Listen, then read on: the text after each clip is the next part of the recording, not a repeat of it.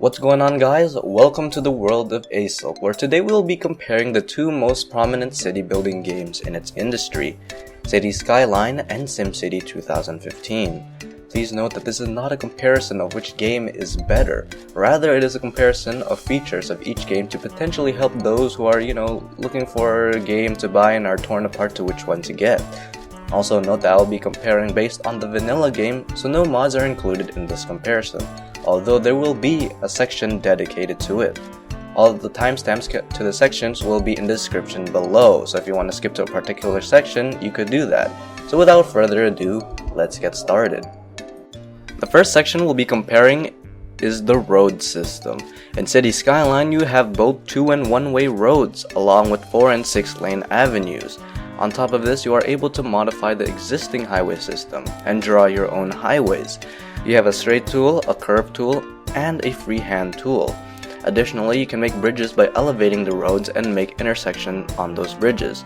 Tunnels, however, are absent from the game. In SimCity, you are limited to 2-way roads and 4- and 6-lane avenues. Highways are not possible without modding. You also have a straight tool, a curve tool, a freehand tool, a circle tool, and a square tool.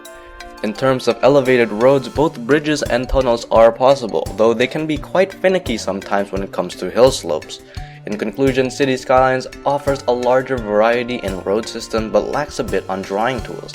SimCity falls off with road variety, but frankly, I prefer the drawing tools in SimCity, especially the curve tool. Though intersections can be made on elevated bridges, in Skyline, SimCity makes up for this with an easier bridge making system and the fact that it has tunnels. Because tunnels are the holy shrine in the city building world. Next, we will look at the traffic system. Both games use something called an agent system where cars are displayed real time and actually serve a function.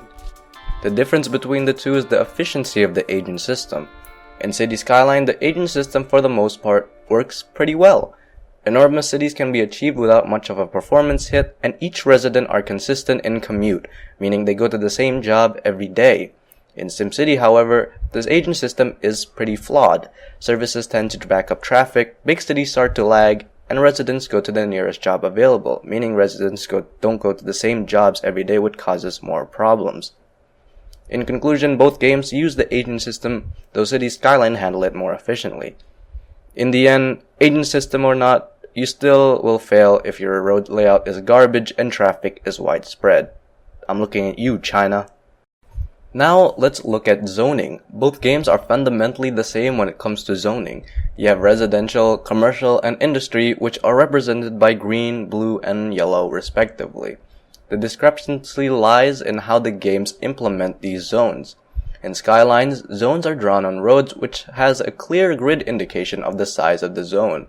A player is able to choose from lower high densities, and office zoning is available in addition to industry. Buildings upgrade based on factors like land value, service coverage, and education. And upgraded buildings pay more taxes. An upgraded industry turn high tech.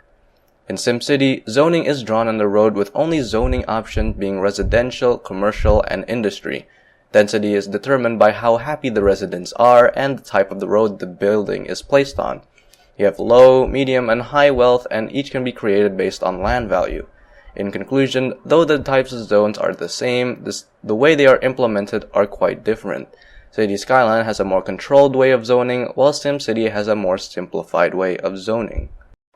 Next up, we will be looking at utilities. This includes things like power, water, and services. Both games have pretty much the same utilities: power, water, garbage disposal, police, health, fire, and education. In Skyline, power runs through power lines. Water flows through pipes and can be drawn from either the ground or a river. Sewage is either processed or dumped into a river, causing pollution. Services are pretty typical, as the only thing that really stands out is the cemetery under the health section, which to me is pretty useless. I bury my bodies in my backyard. Anyway, educations are pretty typical as well, including a grade school, high school, and a university. Services are boosted by increasing its budget in the budget panel. In SimCity, however, pretty much the same applies. Power and water both run through roads instead of its own separate system, which is quite beneficial. Water is only drawn from the ground, and sewage is either processed or dumped into the ground. Services are the same as Skyline with the cemetery not included. A big difference is the modular system. Instead of upping the budget whenever a service is falling behind, extensions can be added to a building, increasing productivity. In conclusion, both games have the same types of utilities.